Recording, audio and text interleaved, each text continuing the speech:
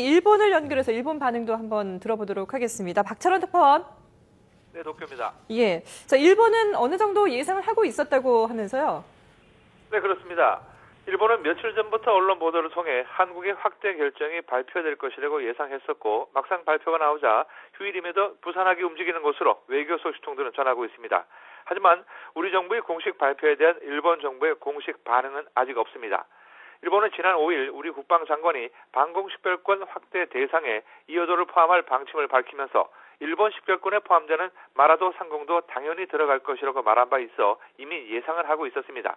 당시 스가 요시히데 관방장관은 일본 정부는 우선은 상황을 주시하겠다는 입장을 보였습니다. 하지만 일본은 이때부터 상당한 고민을 시작했던 것으로 알려지고 있습니다.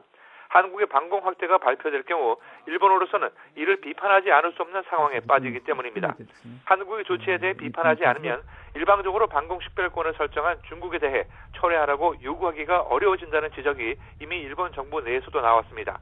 따라서 일본 정부는 그동안 수면 아래에서 우리 측에 재고를 요청했었다고 일본 언론들은 보도했습니다. 네, 일본 정부는 아직 입장을 정리한 것 같지 않고요. 상황을 주시하겠다는 입장인 것 같은데 그동안 나왔던 얘기 중에 하나가 우리 정부의 확대 발표에 대해서 일본 정부가 이 독도에 대해서 방공식별권 확대로 맞붙을 수 있다. 이럴 가능성이 나왔었거든요. 어떻게 보고 있습니까?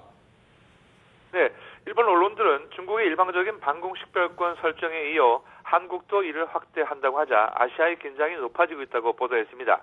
특히 미국을 중심으로 중국에 대해 묵시하지 않겠다, 조치를 즉각 철회하라고 요구했던 일본이 한국에 대해서는 강수를 둘 가능성이 있다고 전했습니다. 지난 4일 첫 출범한 일본판 NSC가 중국의 방공식별권 문제를 첫 번째 안건으로 다룬 데 이어 한국의 방공식별권 확대 문제도 주요 안건으로 다뤄질 것으로 보입니다. 지난 6일 밤 특정 비밀보호 법안이 국회에서 통과된 뒤 아베 총리는 어제 한 절에서 좌선을 하며 한숨 돌리고 있었습니다. 내일부터 내년도 예산 편성과 세제 개정 등 산적한 국내 안건을 다루려던 아베 내각은 우리 방공식별권 확대란 암초에 직면한 것으로 보입니다. 특히 한국을 방문한 바이든 부통령이 한국의 방공식별권 확대를 이해한다는 발언이 전해지면서 일본의 대응 수위가 주목되고 있습니다. 일본이 독도 상공을 새로운 방공식별권에 포함하는 등 대응 조치를 취할 가능성이 제기되고 있습니다.